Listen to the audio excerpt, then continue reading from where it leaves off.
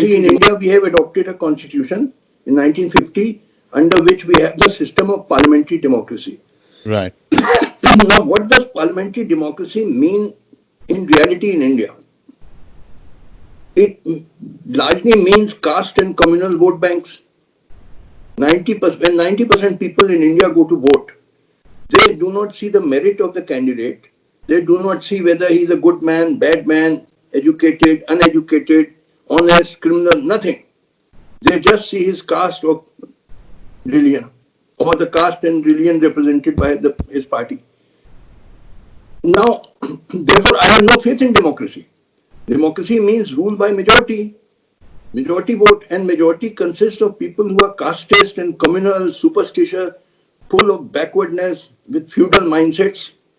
How can you expect the country to progress under such people? Casteism and communalism are feudal forces which have to be destroyed if India has to progress. But parliamentary democracy further entrenches them because it is based on that in India. Right. So we have to find an alternative to parliamentary democracy because parliamentary democracy means just further entrenchment of casteism and communalism. Yes, Justice Katju, I was going to come to that because we're going to discuss future of India. The reason I asked you what is truth in your words, because I wanted to ask you whether Indians, the population of India, I mean, whether Indians have been ever told the truth by their leaders since we got independence. No, they have not been told the truth. The truth is that this transformation from an underdeveloped country to a highly industrialized country can only be achieved through a revolution. It cannot be achieved through the method of parliamentary elections. Because parliamentary election means relying on caste and communal vote banks. So basically you were alluding to political agendas. Listen,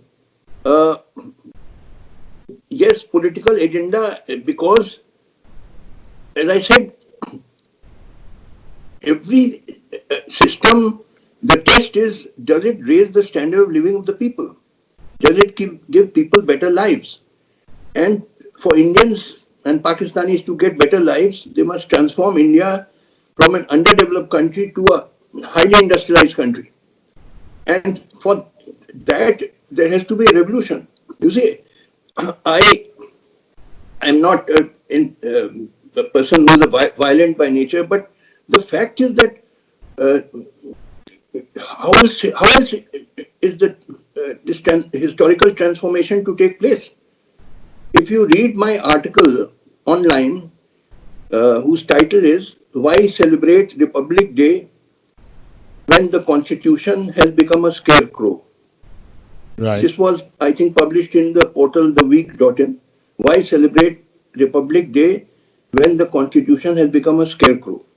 In which I mentioned that in India everything has collapsed. All the state institutions have become hollow and empty shells, whether it is parliament or judiciary or bureaucracy. They are not serving the people anymore. And yes, on the other hand, the distress of the people is rising. Unemployment has reached record level. Child malnourishment has reached appalling levels. Healthcare is in shambles. Good education is almost non-existent except for a few. So everything has collapsed in India. And Justice Katju, just to interrupt, sorry, I have seen many of your interviews, read many of your articles online as well, and I am fully aware that you have a firm belief that India is going to have a revolution and India will change because the Indian system currently is beyond redemption. Everything has collapsed and failed. That is what your belief is. That's what you always say. But in the process, since independence till now, because you are such a rare personality and you have wealth of experience and a very fine legal mind, this opportunity I don't want to let go. I want to ask your assessment of certain people who have been in power since independence and played some role. May not be good, but I want to know what your assessment of those people is. And therefore, if you don't mind giving me your take on those people, first of all, Jawaharlal Nehru. What do you think? Did you go? Jawaharlal Nehru is the only political leader in modern times whom I respect. Right. I do not respect anybody else.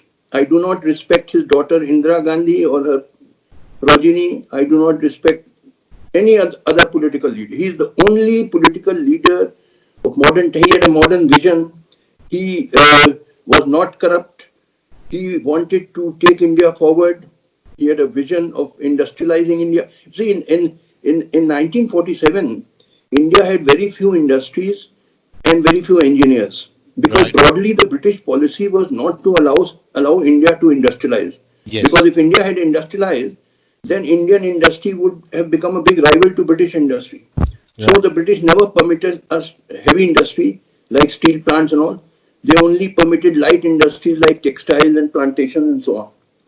But after 1947, Nehru became prime minister. He had a modern vision. He wanted to industrialize India. And to some extent, he did. He set up steel plants. He opened IITs, engineering colleges, and so on. So, limited degree of industrialization did take place, and Under that him. was mainly because of Nehru. Okay. He is the only one I respect. I don't respect anybody else. So what Indira do you Gandhi think? was a What do power you think? crazy What woman. do you think the contribution of Mrs. Indira Gandhi was to India? Indira Gandhi was a power crazy woman. She had no principles, no ethics. She imposed a fake emergency when she was about to be stripped of power because of the judgment of Allahabad High Court. To remain in power, she imposed a fake emergency which caused so much suffering to the people. And she was just had a lust for power. She thought herself too smart. She thought she's very intelligent and Indian people are fools and she can remain in power. I have no respect for her. And Rajiv Gandhi? I have no respect for Rajiv Gandhi. Just consider a few things. Right. While posing to be a very modern man, when the Shah Bano judgment was given by the Indian Supreme Court that a divorced Muslim woman has a right to maintenance. Yes. Now that judgment was a humanitarian and progressive judgment. Yes. After all, everywhere you have to give maintenance to your wife if you divorce her. Yes.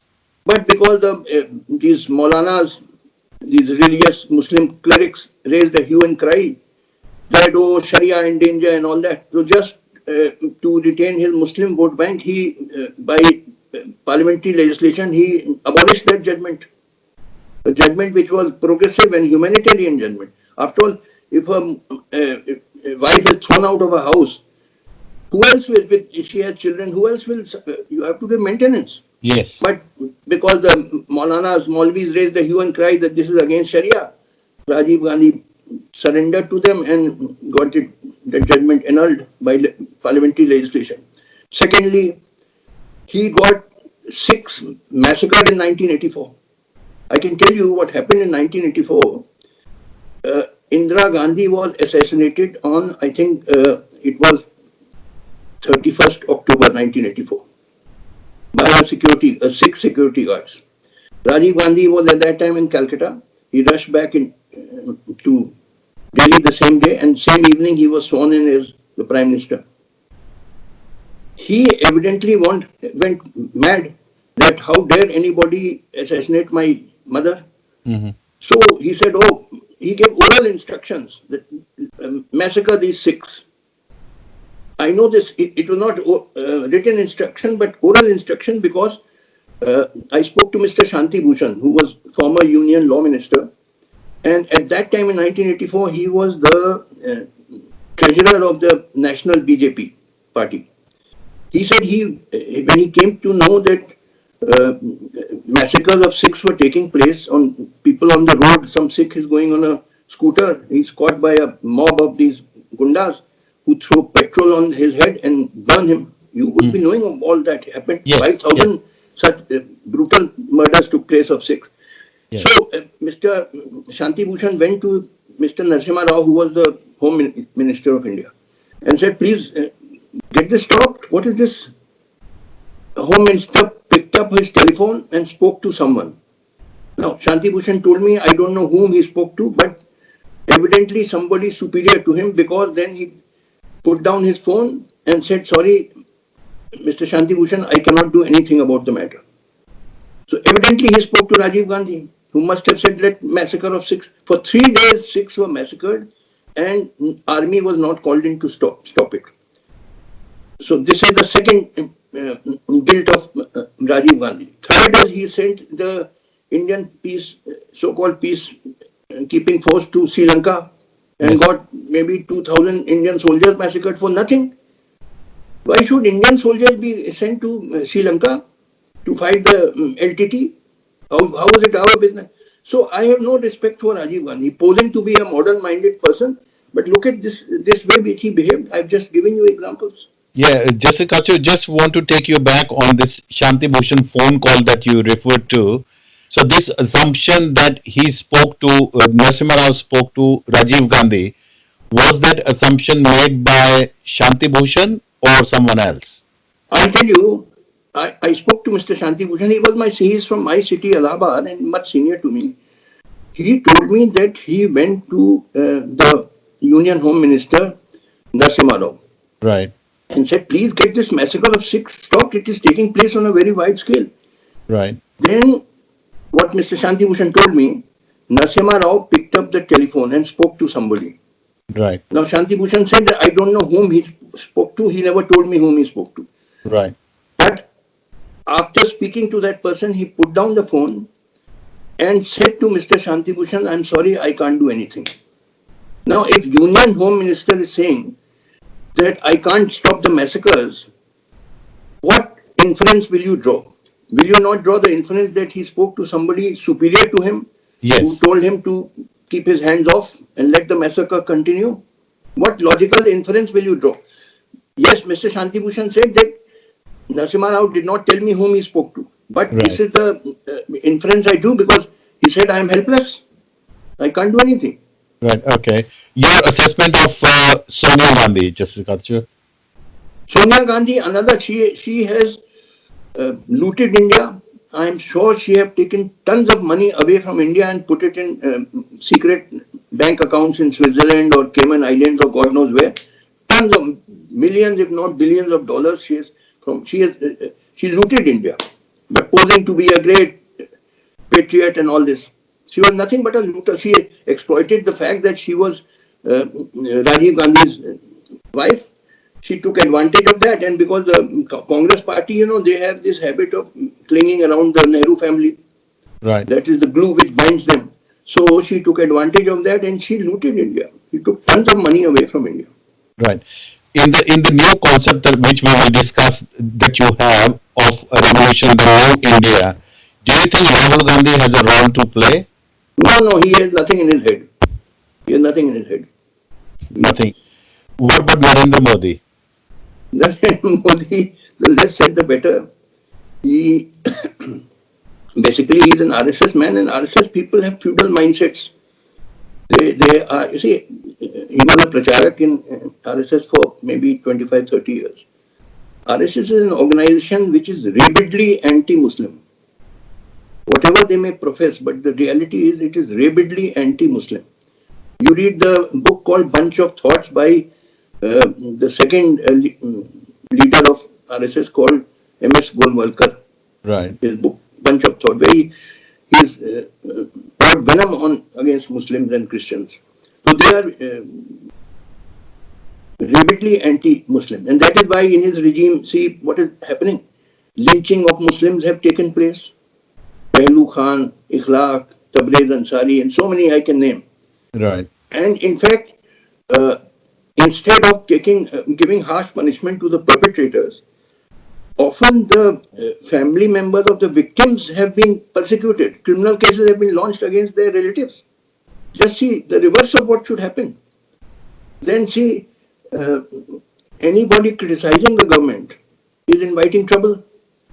Democracy means that you have a right to criticize the government. But in India today, if you criticize the government, supposing you criticize the Citizenship Amendment Act, right, then many Muslims have criticized it because they thought it was discriminatory, discriminates against Muslims. yeah, So that pregnant Muslim woman, Safura Zargar, she has been arrested and she's in jail. And trumped up charges, fabricated charges have been levied against her. that she was inciting communal violence in Delhi when the Delhi so-called riots, they were actually killing the Muslims which took place. Or Dr. Khafil Khan, who also spoke out against the Citizenship Amendment Act, or Shahidul Islam and all. So all this is happening. The real persons, like for example Kapil Mishra, who's in the BJP, he is said to have instigated the killings of Delhi uh, by his speeches, or Anurag Thakur, who said publicly, you can see on YouTube, he's a Yes, minister in the central government. yes, He said, Desh ke gaddaron ko, and the crowd shouted, Goli maro salon ko. yeah, I Now, saw this is that. incitement to murder, Yeah. but no action has been taken against them. So, the guilty are being left scot free, and the innocent are being imprisoned. This is what is happening in India. So And you, what if you what speak against the, sorry? what can we do in India? Because I guessed in the last few years people were getting very hopeful that judicial activism was working, and India probably will get better. But all these examples you have given, and your belief that India is beyond redemption. Now, let's talk about the revolution that you're talking about. Who will bring that revolution about? My answer is that who will bring the revolution, who will be those leaders, when will it come, how will it come, etc. It is impossible to answer these questions because one cannot be rigid about historical forms. How will revolution come? Who will bring it? When will it come? How much time will it take? You can't answer these. You see, you can't be rigid about historical forms. No, no, no. But I'm not what it trying. is I'm inevitable not. because you can say it is inevitable because nature does not like a vacuum. Today, chaotic conditions are setting in India, and chaos cannot continue forever. Nature does not like a vacuum, so some alternative is bound to emerge. What will be that alternative? How will it come? One can't say, but people will use their creativity and find out some method. Yeah, So but my answer is, it's I can't answer logic. you, but some kind of revolution is bound to emerge. No, but with a fine mind that you have, I'm not as educated as you are, Jessica Chu. It's logical for us to think, to at least explore some mechanism, think of something that where can we look? Because if we look at the judiciary, you are on record saying 80% of the judges in the High Court are corrupt. You have said more than 50% of the judges in the Supreme Court are corrupt. The appointment of judges is being questioned. Politicians are corrupt. Everywhere we look, we don't see any answers. There is a hope that something will change, as you are rightly pointing out. You're using the word revolution. I think it's just logical to expect that we exercise our mind to think of where can it come from. Who are the protagonists going to be? Now, let me try to answer you. Uh, See, before an actual revolution, there is always an intellectual revolution or cultural revolution. For example, the French Revolution took place in 1789. Are you a student of history, by the way? Yes, partially, yes. All Political right. history. Now, before the French Revolution of 1789, there were several decades of intellectual struggle or cultural struggle in France by great writers like Voltaire and Rousseau Yes. and the French encyclopedists Helvetius, Holbach, Diderot, and so on. For several decades, there was a intellectual revolution by these writers who attacked feudalism and religious bigotry and so on. So, therefore, in India, revolution will probably come after 10 years or more. It's not going to happen immediately. But before the actual revolution, a cultural revolution is required. And that must begin immediately. And which means the patriotic people must write and speak against the caste system, against communalism, against superstitions, backward practices, they must be strongly attacked by So patriotic thinkers. are you noticing any signs of that beginning? Yes, I'm doing it myself. I'm doing it myself. I'm one of the persons on the front line attacking casteism, communalism, superstitions, backwardness. See, in an actual revolution, many people have to give their lives. Now, a person will voluntarily give his life if he knows that he is fighting for a noble cause. Then only he will voluntarily give his life. So, to convince him that he is fighting for a noble cause, intellectuals are required to explain to him that this is the cause for which we are fighting. The cause is transformation of India from an underdeveloped country to a highly developed country. This must be kept in mind. This is our single point objective. Right. And people have to be persuaded that unless you become a highly industrialized country, you will remain poor, and poor people are kicked around in the world. They are not given respect. This is the way of the world, unfortunately. So if you don't want to be kicked around, you must transform India into a highly industrialized country, and we are fighting for that. So when you persuade people that this is what we are fighting for, then people will voluntarily give their lives because they will feel that I'm giving my life for a noble cause. So that So is the way a cultural. are you finding many people who are of the similar views and joining you in your crusade? Yes, lots of people. Listen, let me tell you one thing. Do you understand Hindi? Yes, I do. Hindi में कहते हैं सत्य में बड़ी शक्ति होती है. जी Truth बिल्कुल. has great power. Yes. If what I say is true, it may sound very shocking to you because it may be something new. You've never heard it before. So you may not accept it today, you may not accept it tomorrow, but day after tomorrow you will accept it if it is true. For example, in 1547, Copernicus, for the first time in the world, said it is the earth which goes around the sun, not the sun which goes around the earth. Before Copernicus, people believed in the Bible, which said that the sun goes around the earth. Right. That was known as the geocentric theory. The right. Earth is the center of the universe. Right. Bible, then Ptolemy, the Greek, they had propounded the geocentric theory. But Copernicus demonstrated scientifically that no, it is the earth which goes around the sun. That was known as the heliocentric theory. Now, that was initially so shocking because it went against the Bible. It went against the established theory of Ptolemy.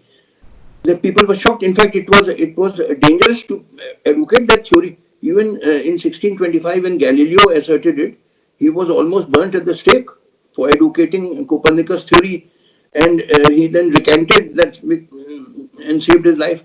So, what I mean to say, for a long time, Copernicus' theory was not accepted, and it was in fact dangerous to advance the theory. But because it represented the truth, ultimately everybody accepted. So what I mean to say is that truth has great power. You may not accept it today, not accept it tomorrow. Day after tomorrow, you will certainly accept it. Now, So Jessica, I'm confident that people.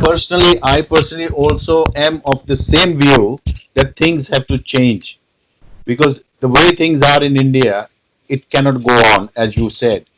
But the thing is, what structural portions of what we have today will be maintained in the new revolutionized India because we will need still mechanics to work with.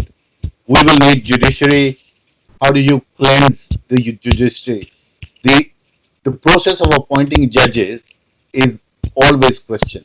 Then the conduct of the judges is questioned. Then how do people have faith in judiciary? We will need judiciary in the new India. We will need polity in the new India. We will need executive also in the new India. And everywhere you look, everything stinks with corruption. How do we do? What do we do? What portions we keep? How do we change the culture to move India into the new revolutionized India? These are the questions that we have to ponder over and find answers to. Do you agree? Now you have put many questions. Are you asking about the judiciary? Yes, we'll discuss one by one. Let us go one by one. You have mixed up so many things. Let us talk about the judiciary, Indian judiciary. Indian judiciary, in my opinion, is beyond redemption. It cannot be reformed. It is very often cases 30 years time to decide in appeal and second appeal and so on. So judiciary has become a joke. Who has got 30 years time to spend in law courts in a case? And then a large section of the Indian judges have become corrupt. Everybody knows it. This Ranjan Gogoi, such a shameless man, he became Chief Justice of India. He had surrendered before the BJP government. He was doing the biddings of the government. And he has been rewarded by being made member of parliament after retirement. Yeah, Then Rajasthan. there was one senior judge, Arun Mishra. He openly said in a public meeting that Prime Minister Modi is a visionary, is a genius, is versatile, and God knows all that. He said, I mean, are you supposed to say this in open public meetings? What message does it send? Does it not send the message that this judiciary is no longer independent? It has become just a subordinate of the government when senior judges are praising it like this. So I have no hope from the Indian judiciary. But say, Justice Katju, say you are the person in charge in the new revolutionized India of fixing the judiciary. What steps will you take? Sorry, I did not understand your question. Please repeat it. Yeah, I am just discussing your idea of a revolution in India, changing India for the better, right? So I'm trying to see what structural things we will have in the new India. If you are the person in charge of judiciary in the new India after we have had the revolution, how will you? What steps will you take, and how will you fix judiciary? We will need judiciary in any case, First of all, I may be permitted to ask you a question.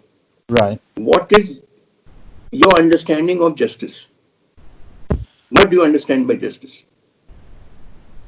You Well, can't reply, so let me reply. Either you reply or let me reply. now you can reply, Justice All Katju. right. Justice is not what happens in law courts. That is just a formality. Justice means giving people decent lives. Justice means giving people proper jobs, proper incomes, proper food, nourishing food, proper health care, their children getting good education. This is justice. Right. What happens in law courts is just a formality. This is not justice. Justice is the socio-economic justice, giving people decent lives.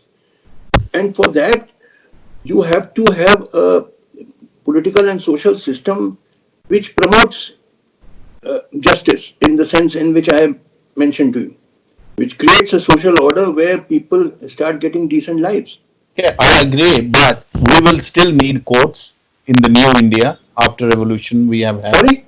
We will still need courts and judiciary as part of the government in the new India after we have the Let me tell you about judiciary. See, for example, when a crime is committed, right. everybody in the village knows who has committed the crime. So there will be people's court. People will decide for themselves. There's nothing to be so worried about. People's courts will be created they will know who is the person who is doing wrong things and all. So a new kind of judiciary has to be created where people have a major say in it. Because now people have no say. And moreover, that is not such an important thing. The important thing is the economy, not the judiciary. You must now focus on the economy Right. instead of diverting towards judiciary and all, which are not so important. No, no, no. My questions were that after we have the revolution that you are saying, and I also believe that India will have to have a revolution to change for the better. We will have the structural changes to cleanse up the corruption from the roots of it. But we will still need the mechanics of judiciary, executive, and the polity in new India, or you have a different view of that. Of course, you have to have all this. You Yeah. have to have a state machinery, but the state machinery must be manned by absolutely patriotic, modern minded people who are self effacing, who are not there for amassing wealth like the present politicians in India are, who only genuinely love the country and who want to take India forward and rapidly modernize the country. See, it takes 15, 20 years for a country to become highly industrialized. It doesn't take a long time. Right. If you have read the history of Japan, you Gee. will know that in 1868 the major restoration took place Right. when the shogun was deposed. At that time, Japan was a feudal country. But the people who came to power, the advisors to the emperor, they were modern-minded people. They invited engineers from Europe and America to set up industries and engineering colleges inside Japan. They sent Japanese students to Western countries to learn engineering and all. Within 15, 20 years, Japan was transformed from a very backward feudal country to a highly industrialized country.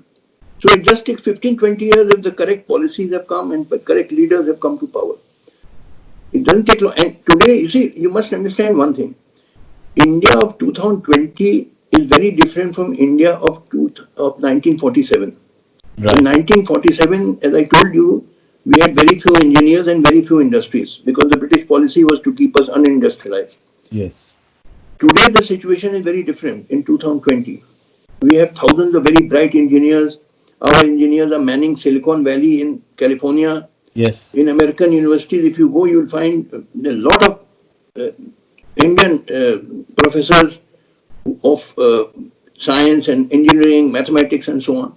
So we have a huge pool of technical talent, and we have huge natural resources. See, India is not a small country like Britain or Japan. It's almost a continent. So we have everything which is required to become a highly industrialized country. It just requires proper leadership, modern-minded, patriotic people who are determined to rapidly industrialize the country. Let me tell you one or two things about the economy I think you should know. See, the problem in India today is not how to increase production. You have engineers, you have natural wealth. You can double the steel production or make it 3 times or 4 times or 5 times. You can double the production of chemicals. Anything you can increase. That's not the problem. The problem is that people don't have the purchasing power to buy the goods which you produce. So the problem is not of increasing production. The problem is how to raise the purchasing power of the Indian masses. They are so poor that if you increase production, those goods cannot be bought. After all, what you produce must be sold also. Yes. So how do Now, you increase the purchasing now power? please listen without interruption. You have to hear me Okay. because what I'm telling you, nobody has told you in the world. Right. In Soviet Union, a revolution took place in 1917, but the real industrialization began with the adoption of the first five-year plan in 1928. Okay? Now, the broad policy of the Soviet government at that time was this. Uh, they fixed all the prices of the commodities. It was a communist government. And every 2 years or so, the government would reduce prices by 5 to 10%. Every 2 years or so. And sometimes they would also increase wages by 5 to 10%. So, by steadily reducing prices, the worker with the same wage could now buy more goods because goods are becoming steadily cheaper. Every 2 years, prices are being reduced by 5 to 10%. So the domestic market is expanding because people have more purchasing power now. You see, the wage is relevant to the price index. So even if you're getting the same wage, but prices are going down, Yeah. really your wages are going up. Yes. So that way, in fact, wages were going up in Soviet Union. Workers could buy more goods. Simultaneously, industrial production was stepped up. So what was produced could be absorbed in the domestic market. See, basically, you have to depend on the domestic market, not the foreign market, if you want stability. Because reliance on foreign markets is very precarious. That market may be cut off. Supposing we have a market in America, there may be a recession in America, so they may not buy your goods, then your factory will close down. Or some other power like Chinese may capture the market you were supplying. So that is very precarious. You have to basically rely on the domestic market if you want stability. Now we have a huge population of 1.3 or 1.35 billion people. If these people have purchasing power, if their incomes, real wages increase, you have that market and you can step up production which can be absorbed in the domestic market. I'm not saying you must follow exactly the method adopted by Soviet Union, but that method, mind you, was a great success because at that time Soviet economy was expanding by maybe up to 15-20% annually from 1928 at a time when in the West, after the Wall Street slump, the Great Depression had set in. Yes. If you've read history, Yes. and in America and Europe, almost 30-40% people had become unemployed, and thousands of factories had closed down. But at that time, the Soviet Union, Soviet economy was rapidly expanding and developing, and unemployment was almost wiped out because thousands of factories were set up in the Soviet Union. And that means jobs were created, millions of jobs were created. So unemployment was wiped out. I'm not saying you must adopt exactly the same model which was adopted in Soviet Union. You can create another model, but you have to find out some way of raising the purchasing power of the masses. If you want the India to industrialize, as I said, there's no difficulty in industrializing.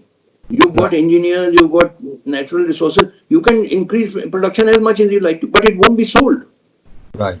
The problem is not of production, the problem is of sales. How can you sell when the people are so poor they can't, they can hardly buy food to fill their stomachs? How can they buy industrial products? So But you have to. how can India increase the purchasing power of its people? Sorry? How can India increase the purchasing power of its people then? Not It has like to be Russia. after a revolution. It can't be done within this system. See, let me tell you one more thing, which is very important for you to hear. It is a secret rule of the developed countries that India must not be allowed to become a developed country. And I want to tell you why. Right. Please hear me very carefully. Yeah. You see, cost of production is a big chunk of the, cost of labor. Cost of labor is a big chunk of the total cost of production. Yes. And therefore, if cost of labor is less, then cost of production is less. Yes. And if cost of production is less, you can sell your goods at a cheaper price Cheaper price. and Yes. undersell your business rivals. Yes. See, there's competition in the market. One businessman eliminates another businessman, not with bombs or guns or tanks, but by underselling him. If he Yes. sells the same high quality good at a lower price, he will eliminate his business rival. Now, the same happens on the national and international level. In China, there was a revolution in 1949. Before that, China was a very poor, underdeveloped country. But the leaders who came to power in 1949, they were patriotic people. They were determined to rapidly industrialize China. And they set up a massive industrial base in China. Now, that massive industrial base in China, coupled with the cheap labor available in China, enables the Chinese to undersell the whole world in consumer goods. In Western supermarkets, they are packed with Chinese goods because the Chinese will sell the same high quality good which Western manufacturers make, but at half the price because the Chinese labor is cheap. Western labor is expensive. Now, Indian labor is even cheaper than Chinese labor. If we built a massive industrial base, then we will even undersell the Chinese. And India will emerge as a modern industrial giant. Then who will buy the goods of the Western countries? Those goods are expensive because the labor is expensive. Our labor is very cheap. We will sell at 1/3 the price. Right. So will not the Western industries close down, causing massive unemployment? Will they permit that? So how do they prevent India from becoming a modern industrial giant? See, they have a secret rule. India must never be allowed to become another China. One China has become a headache for the West. What will happen if another China emerges? So how to prevent that? You prevent that by making Indians fight in the name of religion, caste, language, region, ethnicism, and so on. Partition of India was done for this reason, so the Hindus and Muslims may keep fighting. See, Pakistan is a fake country. It's no country. It's actually part of India. What is Pakistan? It is Punjab. I'm talking seriously. Right. Pakistan is Punjab, Sindh, Balochistan. These were all part of India from Mughal times. We share the same culture. When I meet Pakistanis, I feel no different from them. Right. We share the same culture. We speak Hindustani में बात करते हैं. We look like each other. We are one nation.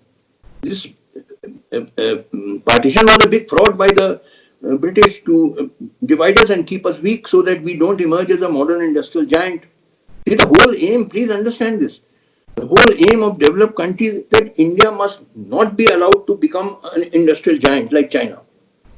Please get this concept clear. But they will not openly say it. They will, by through the agent. Now, for example, what is this BJP? It is nothing but agents of the developed countries. I don't give much importance to BJP or RS. They are small fries. The real, if you have seen a puppet show, you will think the puppets are moving around. But actually, it is the puppeteer who is hidden Yes. behind the screen Yes. who is really manipulating the puppets. Exactly. So the Yes. puppeteer are these developed countries, and the BJP RSS are nothing but puppets. They are small fries. Behind them are these big fries, big Yes. sharks. Yeah, Jessica, so I'm reaching my limit of 45 minutes that you gave me, but I have to ask you two questions very quickly. One, that reunification of India movement that you have launched, you are the main person. How many friends or sympathizers to that cause you have found in Pakistan or Bangladesh? Let me answer you this, but you'll have to patiently hear me a bit. Yeah. Lot of Pakistanis, I know I found they sympathize with this and they agree with this, but they cannot openly say so because they are afraid that the authorities will arrest them. Right. Because the concept of Indian reunification goes against the very concept of Pakistan as a separate Islamic state. Because we say that it is actually one country, it should reunite like East and West Germany, which it will. But for Pakistanis to openly join the movement is dangerous. Right. They have to secretly join it. They So cannot open just. if that happens, if they are unified, India, Pakistan, Bangladesh, do you think the name will remain India or it will become United States of India? No, it will be India, but it will not be the Akhand Bharat of RSS. See, the RSS also has the idea of reuniting India called Akhand Bharat, but they want a Hindu-dominated India. Right. I am opposed to any religion dominating. Right. I want a reunited India which is totally secular, no religion dominates over another, and it will be led by modern-minded, scientific-minded leaders who are determined to rapidly industrialize the country and make it a highly prosperous country. Right. And I also wanted to ask you, Justice Katsu, how has the Modi government managed this crisis, COVID-19 crisis in India? How has it managed this COVID-19? Yes. What's your assessment? Have they done a good job, bad job? Now you have to give me a little time. That's fine. Okay. Now, uh, the Modi government declared lockdown in India on 24th March at 8:30 p.m. to Right. become effective after 3.5 hours from midnight the same day. Now, lockdown is a very uh, important decision, because what does lockdown mean? It means the whole economy comes to a standstill. Whole Yes. nation comes to a standstill. Yes. It's a very crucial thing. This decision should not have been taken in haste, which it appears was taken by Mr. Modi. In a huff, he took this decision to show I'm a strong man to the whole world. See, I've done what nobody did. But these postures will not do. See, first of all, advance notice was not given to the people. Secondly, uh, before taking such an important decision, there should have been wide consultation with experts, scientists, economists, administrators, and all. I doubt whether there was wide consultation, because only 3.5 hours notice was given and suddenly lockdown was imposed. I personally believe this was a wrong decision for lockdown, and I want to give you my three reasons. Right. Firstly, as far as I know, hardly 3 or 4% people who get corona, COVID-19, they die of the disease. Hardly 3 or 4%. Rest 97, 98% recover. This is the statistics which I saw on the internet. Right. So it's not such a dangerous thing that you make such a hue and cry about it. In fact, I believe 50% people who get corona are not even aware of it. Yes. They recover on their own. It's just like a common cough and cold. They're not even aware that they've got it. Right. Secondly, I have written some articles. If you just see on Google, that danger of corona is exaggerated. You type Justice Katju, corona danger is exaggerated. 2 or 3 articles I've written. Okay. That 10 or 20 times more people die of tuberculosis or malaria, flu, dengue, a host of diseases, diabetes. Nobody talks of that. A comparative chart should have been made.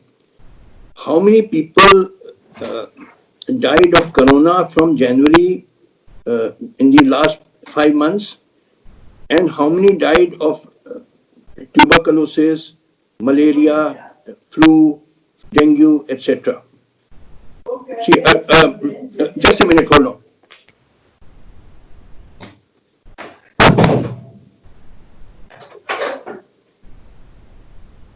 Sorry. That's okay. A comparative chart should have been made. How many people in the, because corona came in India, I think from January, how many people died of malaria, flu, tuberculosis, dengue? I think 10 or 20 times more people die of each of these diseases than those who die of corona. So why only corona, corona like mad? Because Western countries are shouting of corona, you will also shout, you will ape. Whatever Western countries will do, you will ape them. You have no brains of your own. Thirdly, I believe hardly 7,000 people have died of corona in the last 5 months in India. How many have died in the United States? Yeah. I think 120,000, 130,000. Yes. Can you check up on Google and tell me? Yeah, I can. How many died of corona? Yeah, in I'll USA? just check. I'll just check in a minute.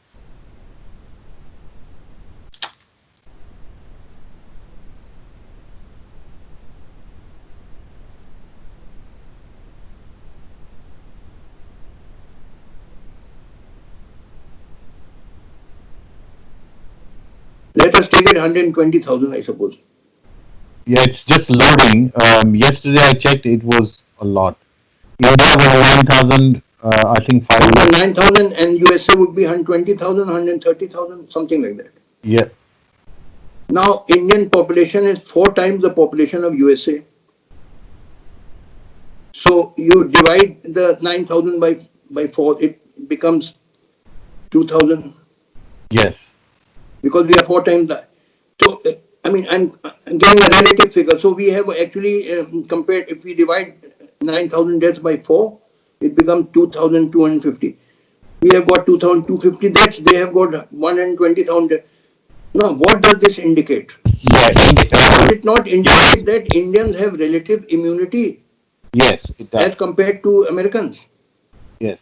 Just a couple Because of we have very few deaths. 116,000, 116,000 in US. 116,000 and we have got only 9,000 when our population is 4 times more. Yes. So does it not indicate that we have relative immunity to this? We don't have so many deaths. Yes. Relatively, I'm not saying it. So of course, corona is a matter of concern, but it's not such a big danger that such a hue and cry is being raised just because the world is gone mad. You also go mad. In fact, I'm against all these lockdowns. People die, in a population of 1.3 or 1.35 billion people. Large number of people will die every day. You think people live forever? Yes. You think you and I will live forever? We will also die. Yes. And many people die of various diseases. Corona is one of them, but there are, people die much more of other diseases. Nobody talks of malaria and dengue and flu and TB and so on. Right. People die of heart attacks, people die of so many things.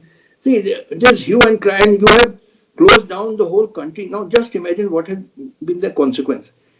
80 to 90% workforce of India is in the informal, unorganized sector. These Yeah. daily wagers and Yes. migrant workers and all, which means about 400 or 450 million people. Right. Now, because of this lockdown, they have lost their livelihoods. Yes. They are on the verge of starvation. They used to work every day, earn every day, and eat every day. Right. Now, you have stopped their livelihood. They are on the verge of starvation. So many times more people will die of hunger rather than corona. Right. Now So in it is said that they are being sent back to the villages. These, see, what had happened was, in 1947, the total population of India was about 40 crores, which was United India. It right. included present Pakistan and Bangladesh, 40 crores. Right. Today, India alone has 135 crores, Yes. which means population has increased 4 times. Yes. Then in 1947, only 15% people lived in cities and 85% lived in villages. Right. Today, 35 to 40% people of India live in cities and only 65% live in villages. Now, what does this indicate? It indicates that after independence, there was large scale migration from the rural areas to the cities because people in the villages could not get a livelihood because of the increase of fourfold increase of population, the Yes. land could not support the increased population, so they had to migrate to cities, and then to some extent machinery had displaced labor. So there was large scale migration of tens of millions of people in India from the rural area to the cities after independence. Right. Now they have been told to go back to the villages. Many of them are trekking back on foot because trains and buses had been also stopped. There was no transport. They were trekking back home. Many were dying on the road. You may have seen on the internet. Yes. Yes. But supposing they even return home to the village, what will they do in their village? They have no work there. Yes. They had a livelihood in the cities. They were earning a little bit and sending to their wives and children in the villages. Now, when they go back to the villages, far from being a support to their families, they will be a burden on their families. What So will these people do when they go so back to in their your villages? assessment, Modi has totally messed it up. Sorry? In your assessment, Modi has totally messed it up. Not Yes, managed the crisis. totally. Totally. See, things are out of his control. Problems of India are too big for Modi. Problems are, I mean, you can't solve the countries of the problem of India by building a Ram temple. The solution which these people give is build a Ram temple. Right. Building a Ram temple, the solution to India's massive problem of poverty and unemployment and health care, lack of nourishment, lack of good education. So it is just, and one scapegoat are the Muslims. See, what happens is that when there is an economic crisis, very often fascist tendencies set in. Like it Right. happened in Italy in 1922, Right. when there was an economic crisis in Italy, then Mussolini came to power, and similar Hitler came to power in 1933. So when Yes. there's an economic crisis, very often fascist tendencies set in. Here in India is also there's an economic crisis. So fascist tendencies are setting in. And apart from suppressing freedom of speech and all that, what is being done is the Muslims are being targeted because you need a scapegoat. Just as Hitler found the Jews, that it is because of the Jews that we have all the problems in Germany. So now Muslims are the target. That because of Muslims, they're all the problem in India are because of them. So that is why very often Muslims are either lynched or they are arrested on trumped up charges, like that pregnant woman Safura Zargar, about whom I mentioned, Yes. who's been in jail for many months, and so many other people I can give. Okay. Finally, Justice Katsu, just one question. If you were Prime Minister of India today, can you name your cabinet ministers? Name my cabinet. Yes. No, I can't answer this question. This is too hypothetical a question. So I'm sorry, you'll have to excuse me. Okay. Thank you for your time, Justice Katsu, and I hope we'll do this again. Thank you very much. Will you send me a link of this? Yes, I will. by email? Yes, I will. I will. When will you Definitely. send it? Sometime tomorrow morning. Before. My email ID is justicekatju@gmail.com. Yes, yes. No problem. Justicekatju@gmail.com. Yes, definitely. Thank you. Okay, right. Bye.